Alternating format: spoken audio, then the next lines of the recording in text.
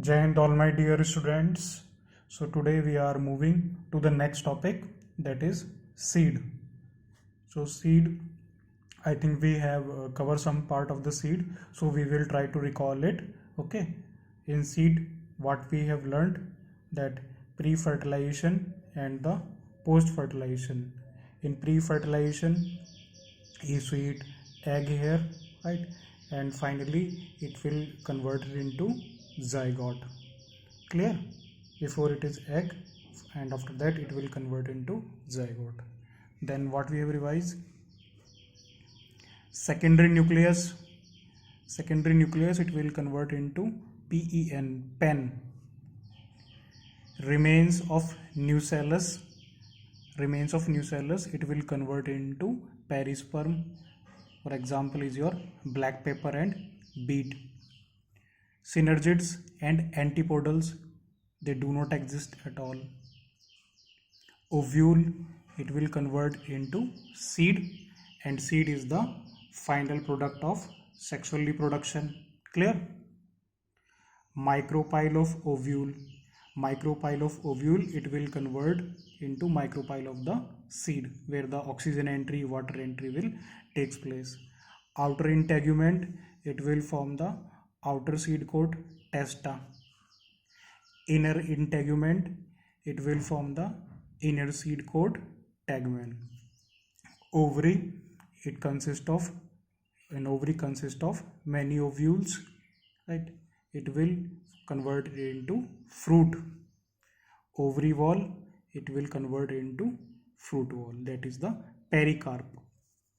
Now when we're talking about in angiosperms, seed is the final product of sexual reproduction, right? Seed is the final product of sexual reproduction. It is often described as a fertilized ovule, right?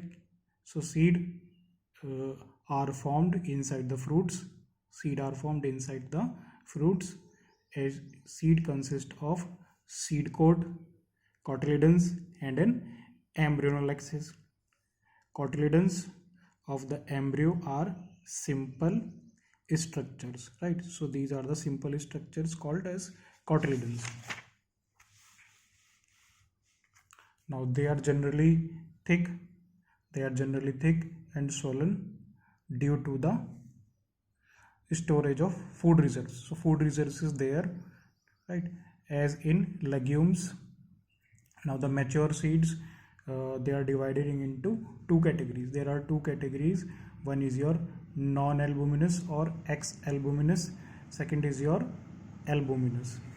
So the non-albuminous or X-albuminous, in which there is no residual endosperm, right?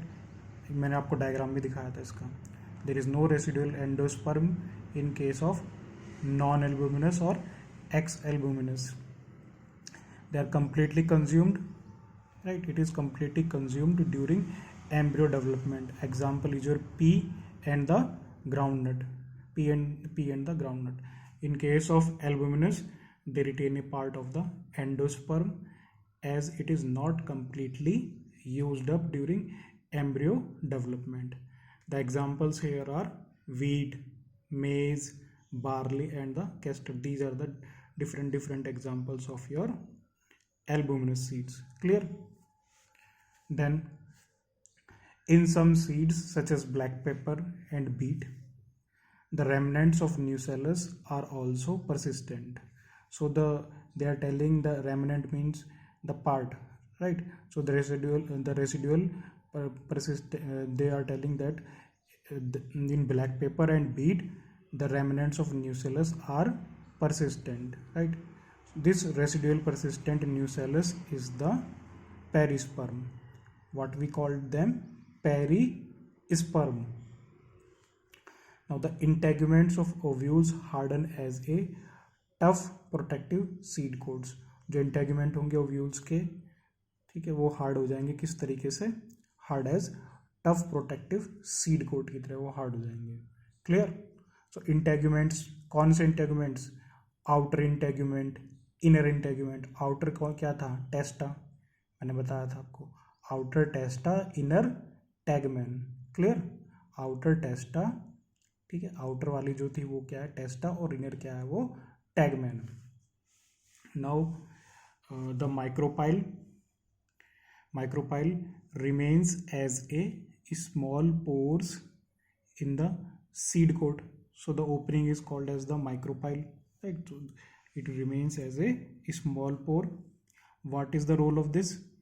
It facilitates entry of oxygen and water into the seed during germination. germination के दौरान oxygen की entry, water की entry, ठीक है, कहाँ पर, seed के अंदर।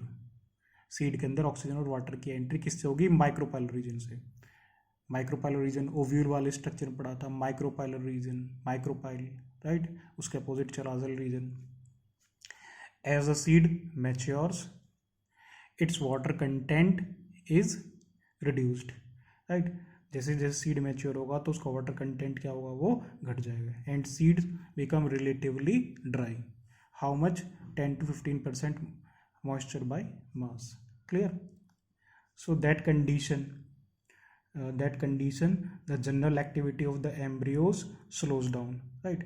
So general metabolic activity of the embryo slows down. The embryo may enter a state of inactivity, right? Inactivity, that is known as the dormancy. तो किस स्टेज में चला जाएगा, वो dormancy वाली स्टेज में चला जाएगा। Clear?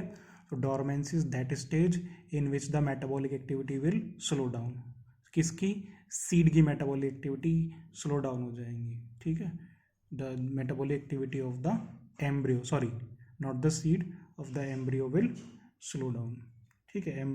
फिर क्या होगा इसमें, the embryo may enter a state of inactivity called the dormancy, ठीक है। वो किस में चला गया, वो inactivity में, ठीक है, इनएक्टिविटी में चला गया। If favourable conditions are available, right, फिर क्या होगा, फेवरेबल कंडीशंस आ जाएंगे दोबारा से। अगर फेवरेबल कंडीशन आती हैं तो क्या होगा, राइट, फेवरेबल कंडीशन में एडिक्वेट मॉइस्चर है, ठीक है, एडिक्वेट मॉइस्चर है, ऑक्सीजन है, सुटेबल टेम्परेचर है, ठीक है, टेम्परेचर हो गया, ठीक है, टेम्परेचर हो गया, दे जर्मिनेट, वो क्या होगा, वो germinate. It means there are two condition, one of them is unfavourable, right, and other is your favorable condition. So in unfavorable condition it will remain inactive, it will reach a state of dormancy, but in case of favorable condition it will germinate. Clear?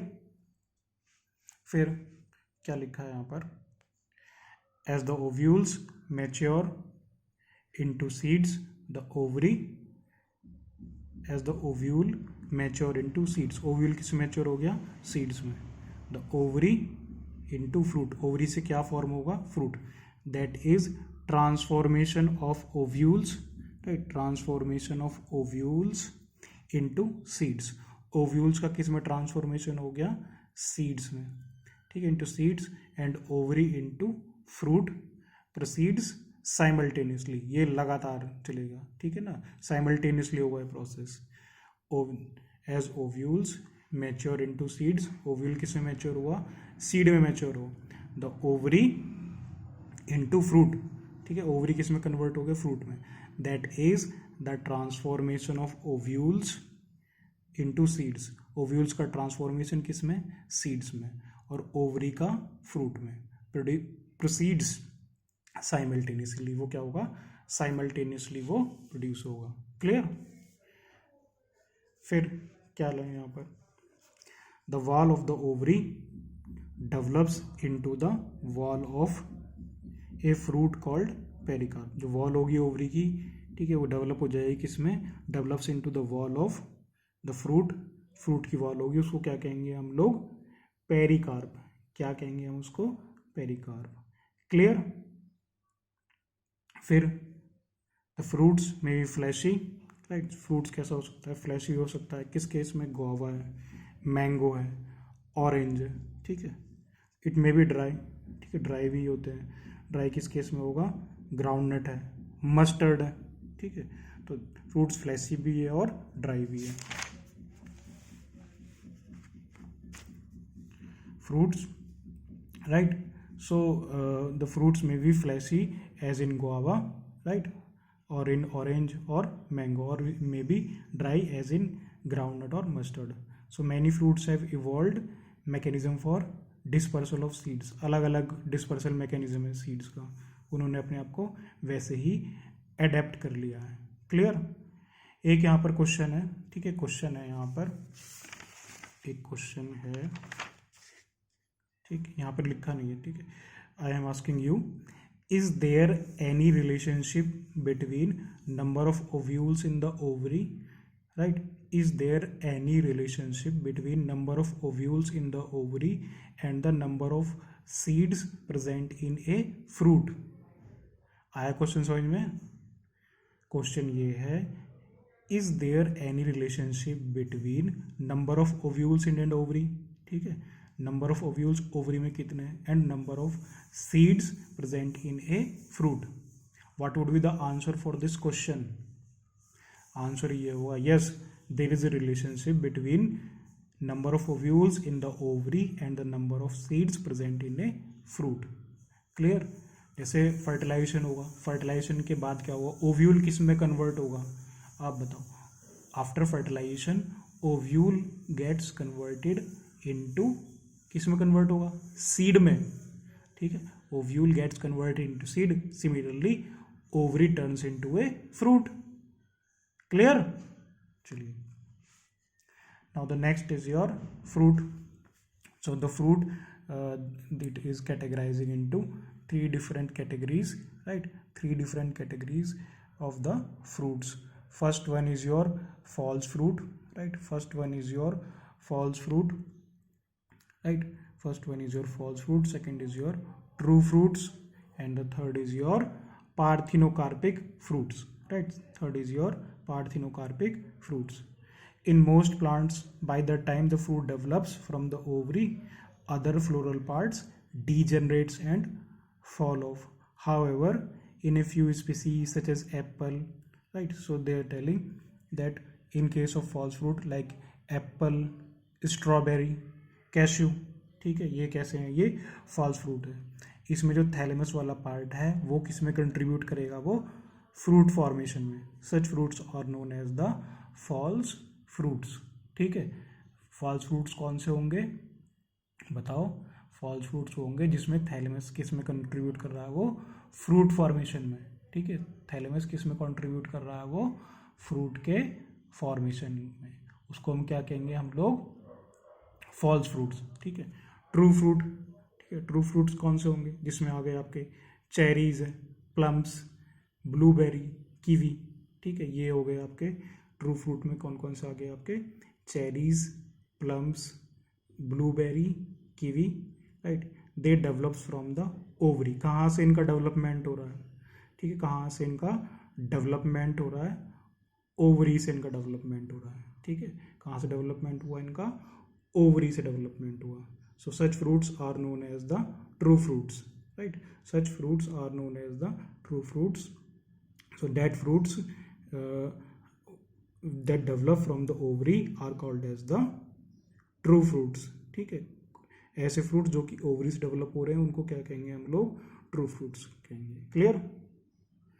Now the third category is your parthenocarpic fruit, parthenocarpic fruit, parthenocarpic, parthenogenesis याद आया, parthenocarpic fruit, parthenocarpic fruit means your seedless fruit, ठीक है। जो seedless fruit जो होंगे, there are few species in which the fruits develop without fertilization, ठीक है। बिना फर्टिलाइजेशन के जो फ्रूट का डेवलपमेंट है उसके लिए हम क्या यूज करेंगे, हम लोग बताओ, उसके लिए होगा पार्थिनोकार्पिक फ्रूट, ठीक है ना। बिना फर्टिलाइजेशन के फ्रूट का फॉर्मेशन क्या होगा, वो parthenocarpic. Parthenocarpy can be induced with the help of growth regulators like gibberellins and auxins. 11th class में आपने पढ़ा था कि भाई पार्थिनोकार्पी कैसे इंड्यूस की जाती है, हार्मोन्स से इंड्यूस की जाती है। कौन सा हार्मोन्स दिया था, ऑक्सिन हार्मोन्स था, जिबरलिन्स हार्मोन्स था, आया, आ गया याद। फिर it induce with the help of growth hormones, ठीक है। ग्रोथ हार्मोन्स मैंने आपको बता दी कौन से होंगे, वो कौन से होंगे यहाँ पर ग्रोथ हार्मोन्स होंगे, बताओ आप। एक ग्रोथ हार्मोन हो गया आपका, बोलो, ऑक्सिन। दूसरा कौन सा हो गया, gibberellins, right. So these are the growth hormones, right, these are the growth hormone. फिर एक क्वेश्चन आता है, ठीक है, बोर्ड में क्वेश्चन पूछा गया है, what is the difference between parthenocarpy and parthenogenesis, parthenocarpy and parthenogenesis, ये वर्ड आ गया, ठीक है ना, पार्थिनोकार्पी, कार्प, जब ये देखो यहाँ पर parthenocarpic, so here parthenocarpic words कहाँ पर आएगा, किसके लिए आएगा, फ्रूट का जहाँ फॉर्मेशन है, ठीक है, जहाँ पर फ्रूट का फॉर्मेशन है पार्थिनोकार्पिक में, सीडलेस फ्रूट का जहाँ फॉर्मेशन है, ठीक है ना, जहाँ बिना फर्टिलाइजेशन के सीड का सीड का नहीं, फ्रूट का फॉर्मेशन है, फर्टिलाइजेशन, ठीक है, development with formation, there are few species in which fruits develop without fertilization, right, is known as the parthenocarpic, right, parthenocarpic. और पार्थिनोजेनेसिस हमने पढ़ा था चैप्टर नंबर 1 में, ठीक है, क्या था उसमें, in case of animals, right, in case of, जैसे वो था टर्की का एग्जाम्पल था, राइट, हेयर क्या था वो, डेवलपमेंट विदाउट फर्टिलाइजेशन, ठीक है, डेवलपमेंट ऑफ एनिमल्स, कुछ डेवलपमेंट था उसमें, वहाँ भी फर्टिलाइजेशन नहीं हो रहा,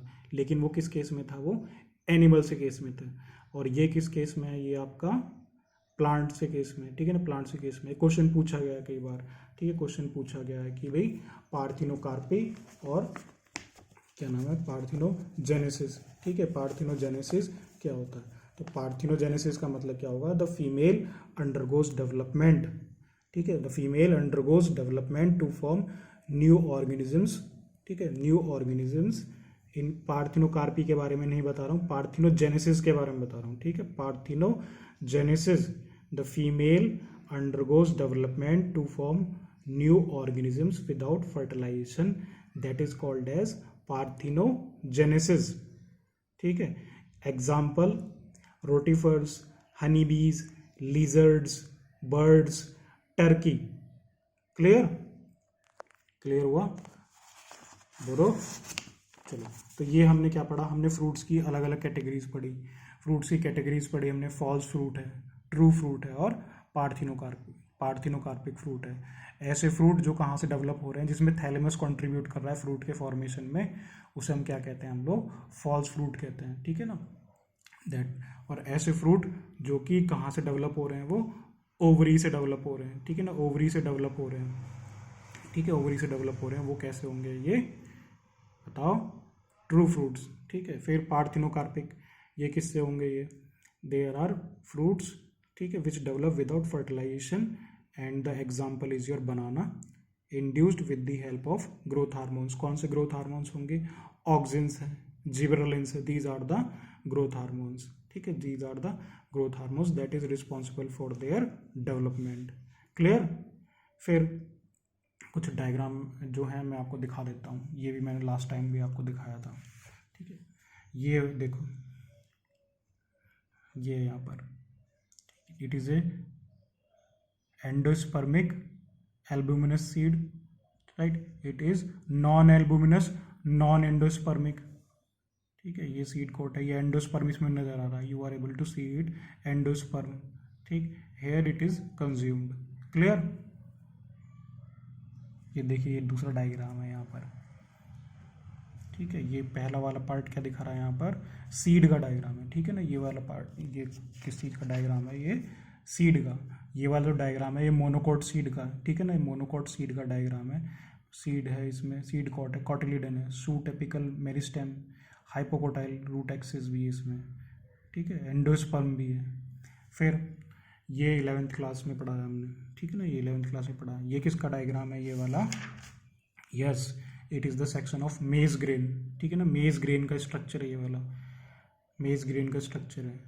तो रेडिकल, ठीक है, रेडिकल वाला पार्ट स्कूटलम है, स्कूटलम मैंने बताया था, सील्ड जो है, ठीक है ना, सील्ड कवर जो है, ये इसमें क्या है, एंडोस्पर्म है, जो इसकी वॉल लेयर है, क्या कहेंगे उसको हम लोग, पेरिकार्प, ठीक है, क्या कहेंगे हम उसको, पेरिकार्प, ठीक है, पेरिकार्प और फ्रूट वॉल, ठीक है, फ्रूट वॉल है, ठीक है, the fruit is single celled, whereas pericarp, fruit wall and the seed coat are fused together to form the husk, ठीक। तो ये हो गया इसमें ये कॉलियोप्टाइल है, प्ल्यूम्यूल है, प्ल्यूम्यूल शूट के लिए हुआ, रेडिकल रूट, कोलोराइजा, ठीक है, कोलोराइजा हो गया।